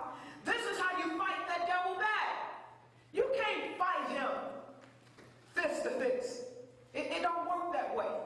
Because we're not wrestling with flesh and blood. Amen. Go to the next slide. Go to the first slide. The book of Ephesians. It tells you who we're wrestling with. If you have your Bibles open, you can turn to the 6th chapter, verses 12 and 13. God is telling us here, for we wrestle not against flesh and blood. Even though it's flesh and blood that's doing it, but see, it's these demonic forces that get into people. And you know it's a demonic evil force, you welcome it on in. And you do these terrible things to people. Then the devil sits back and laughs. He sits back and laughs. And that's what's been happening in this world. And it has not gotten better. Amen. It's getting worse. Yeah. All of this human trafficking and sex trafficking, this stuff is real. Yes, Lord. Girls, ladies, they even snatching the guys now. Everybody, be on the alert. I don't know why they're not telling you this more on the news. But I'm going to make my members aware. It is a demonic force that's going around, allowing these people or getting in their minds to snatch these little girls up, snatching little babies. It don't matter what age. They snatching little newborn. What in the world is wrong with these people? This demonic force. That's what it is. We're not wrestling against flesh and blood, but against principalities, against powers, against the rulers of the darkness of this world. Those are demonic forces. See, God is warning us of this. He's telling us where all this is coming from. Against spiritual wickedness in high places. See, God is warning us of this. He's telling us where all this is coming from. Against spiritual wickedness in high places. These demonic forces, spiritual wickedness, that's what it is. God tells us what to do. Verse 13. Wherefore take unto you the whole armor of God. Amen. You got to be armed up spiritually. I put a posting on Facebook about a week and a half ago. And I've been pleading to the parents to get your children armed spiritually. Whatever church you're going to, you tell your pastor to anoint your child with some oil. That's why I put oil on all these kids when they come up here. And I'm praying that God will protect them. Do you know what that oil represents? It's a physical representation of the Holy Spirit. It's a physical representation of God. That's what it is. So when you have that oil on you, you take it with you. Know that you're taking God with you. This is a spiritual battle that we're fighting. It ain't a physical one. It's spiritual. So we got to fight it in a spiritual way. Wherefore, take unto you the whole armor of God, that ye may be able to withstand in the evil day. Are we living in the evil day? Yeah. When I was growing up, it wasn't as evil. No. It wasn't as evil. I remember one of my coworkers asked me last year, she said, Taylor, how would you like to be 15 all over again? I said, are you crazy? In this day and time? Be 15? Oh, no. These kids have too much to contend with. Amen. I wouldn't even want to be in my 20s in this day and time. Amen. They have too much to, we didn't have to contend with all of this. Parents, as I always say, monitor what your children watch. On TV, there's a lot of corruption. whole lot of corruption.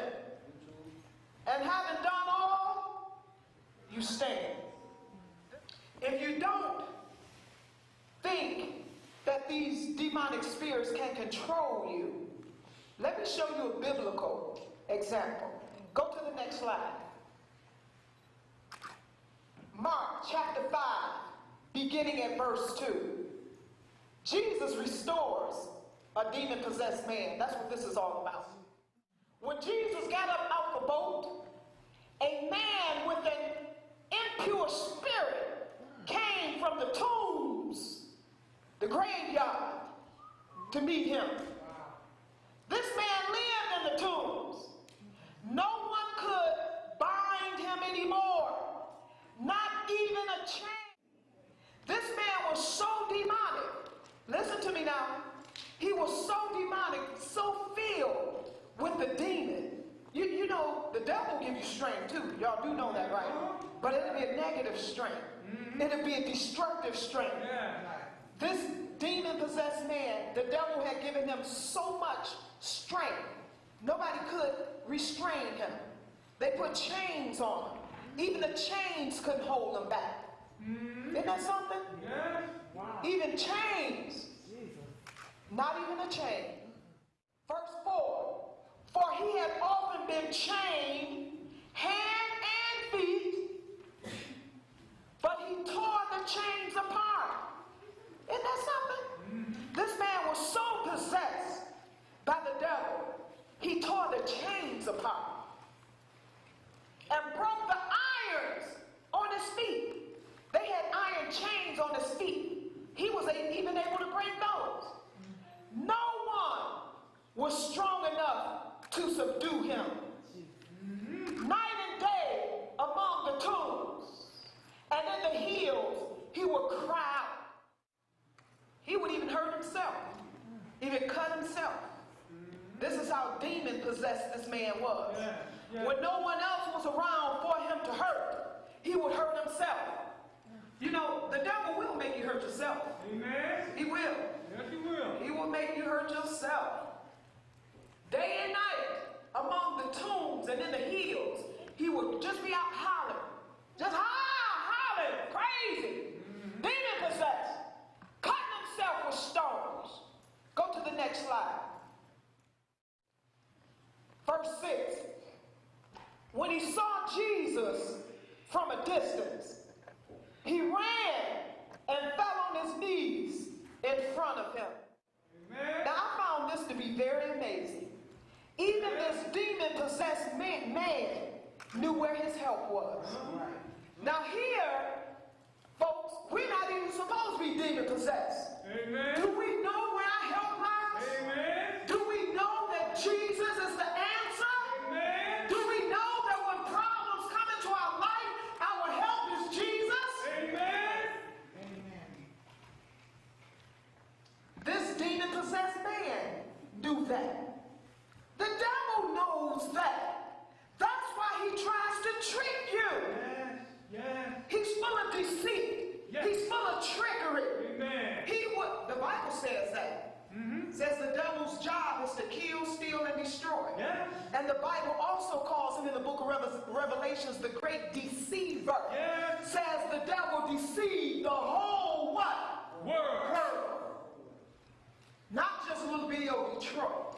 He deceived the whole world. Amen. And guess how he do it? He works through people.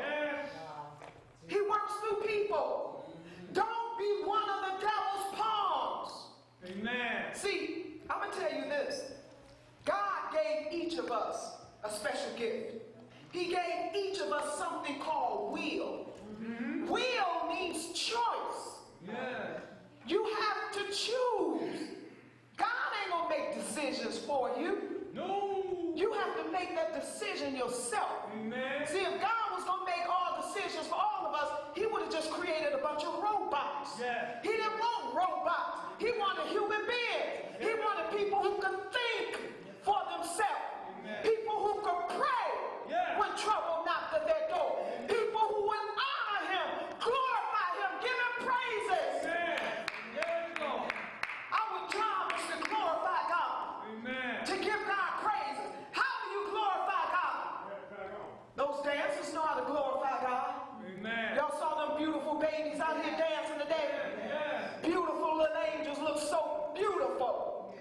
egg white. That's how you glorify God. You use the gift that God gave you to glorify God. You see how a band be on their post every Sunday? That's how you glorify God. You use your gift and talent to glorify God. Amen. See how our choir director got out here and sang?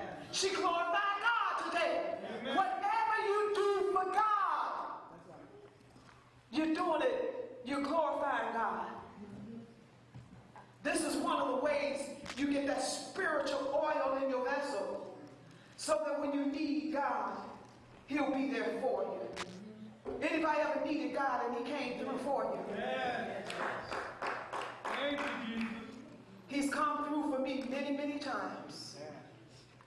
Somebody asked me one day, how do you know that it's a God? Because only a God could have done what God did for me. No one else could have done what God did. God showed up and showed out at the right time. Thank you, Jesus.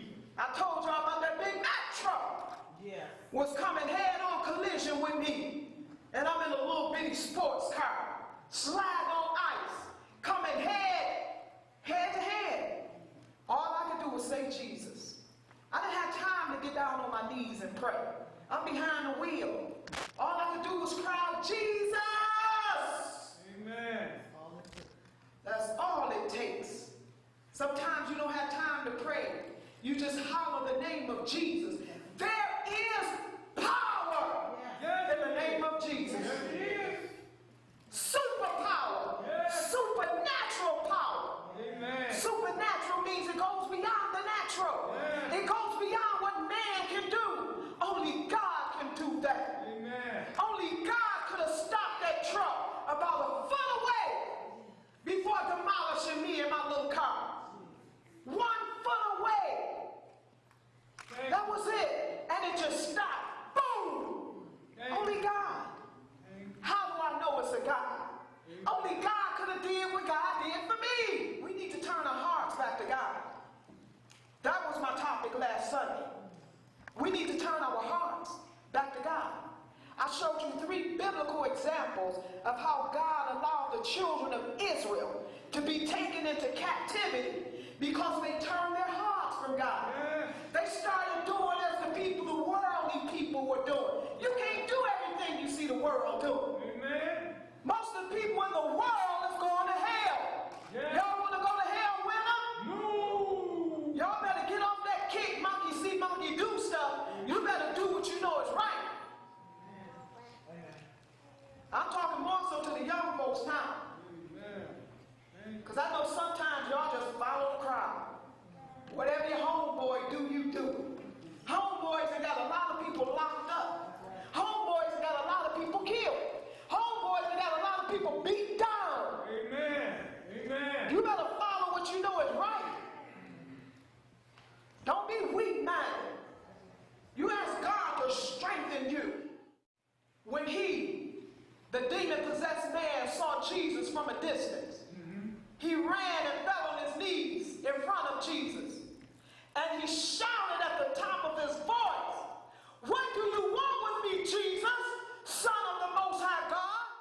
Even he recognized Jesus as being the Son of the Most High God. This demon-possessed idiot. "What do you want with me, Jesus, Son of the Most High God?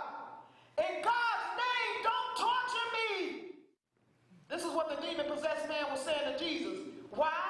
For Jesus had said to him, listen, why did he say that? This was the demon talking.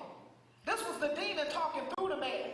Why did he say that? In God's name, don't torture me. Because Jesus had said to him, look at verse 8, "Come out of this man.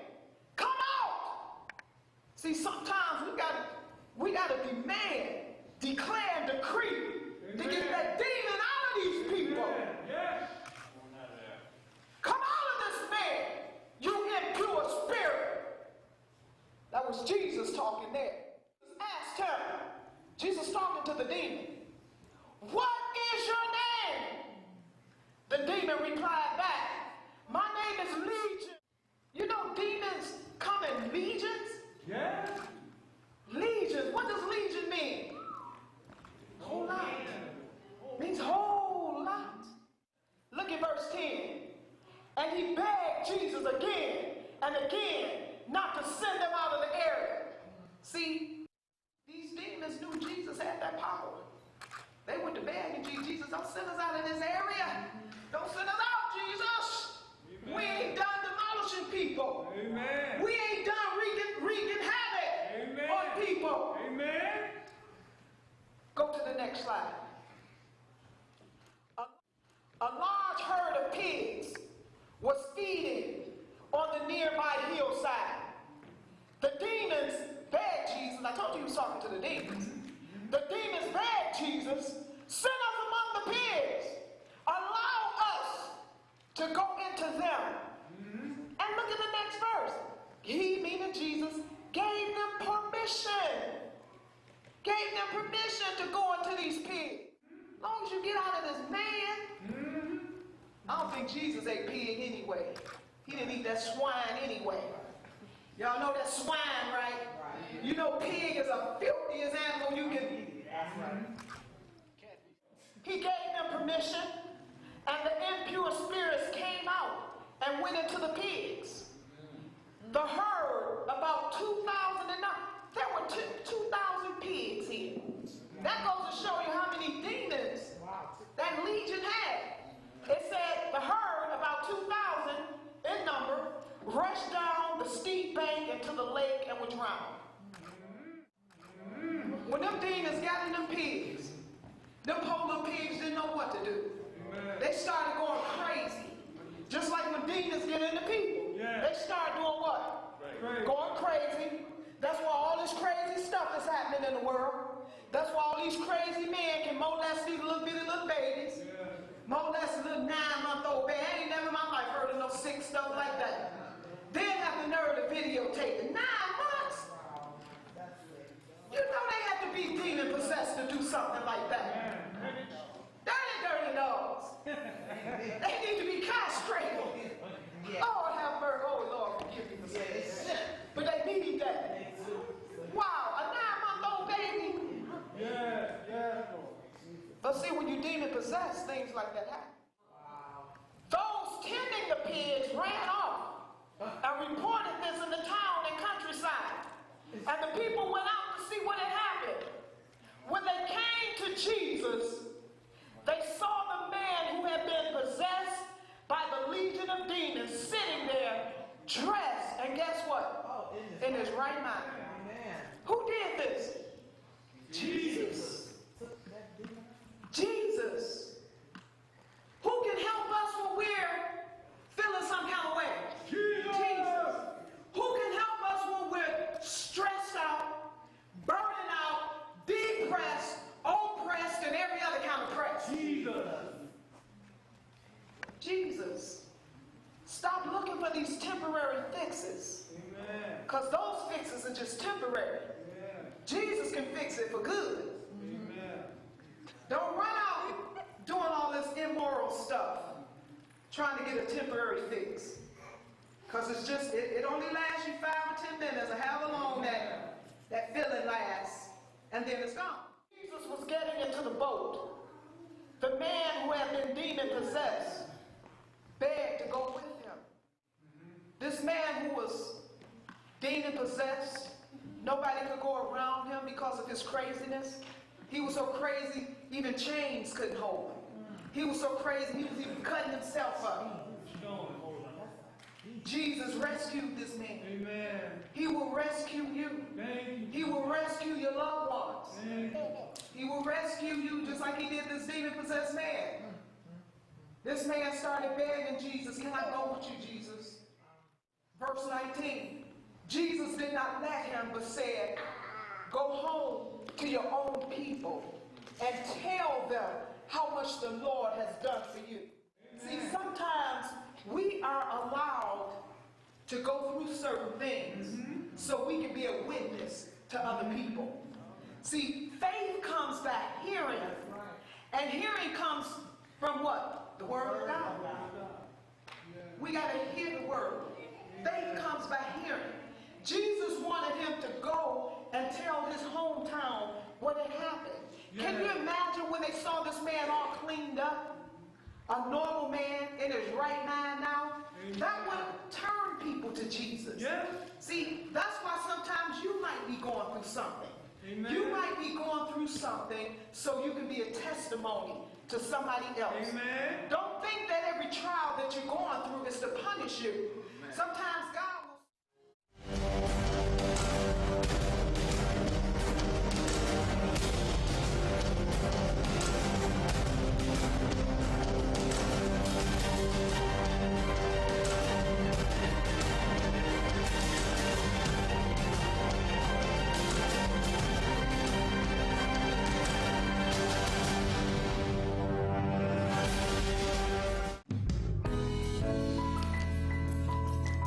Thank you so much for watching The Power of Praise. My name is Dr. Savina Lachelle Taylor, and I am the pastor of Unity Mission Church.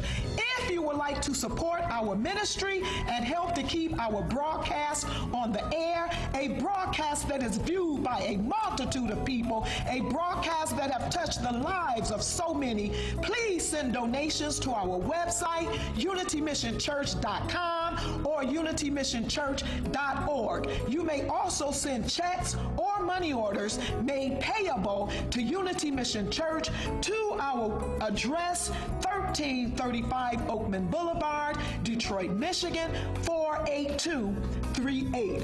When you support this ministry, brothers and sisters, you are actually assisting us with supporting the community. We assist with feeding the hungry. We support families with social and economic needs. We provide jobs. We provide a multitude of after-school programs. Our theme is unity in the community. You may send your donations to our website, unitymissionchurch.com or unitymissionchurch.org, or you may send your checks or money orders payable to Unity Mission Church to 1335 Oakman Boulevard, Detroit, Michigan, 48238. We also cordially invite each and every one of you to our Sunday morning service, which begins at 11 a.m. Here you can truly witness the power of the Most High God showing up and showing out. We thank you in advance for your support, and may God continue to bless you abundantly. In Jesus' name, amen. Once again, if you are looking for a great dentist, if you're looking for painless, superb dentistry, I want you to come to Coney Gardens Dental Center, 2 locations. The first one is the East Side location, located at 2430 East 7 Mile Road. Hallelujah, we have a great staff there. Again, 2430 East 7 Mile Road. That's Coney Gardens Dental Center. And the phone number is 313-893-9310. Again, 313-893-9310. Welcome, Judge Mathis. Thanks for coming to share an important message with the Wayne County taxpayers. Well, thank you for allowing me to help. You know, most of my life I was a resident of Wayne County, and so I'm here to help because Treasurer Shabri wants to work with Wayne County homeowners to keep families in their homes and prevent foreclosure. If you're having trouble making your property tax payments, let us know. We have many resources to help. Take the first step towards staying in your home by going down to the Wayne County Treasurer's office on the 5th floor of the International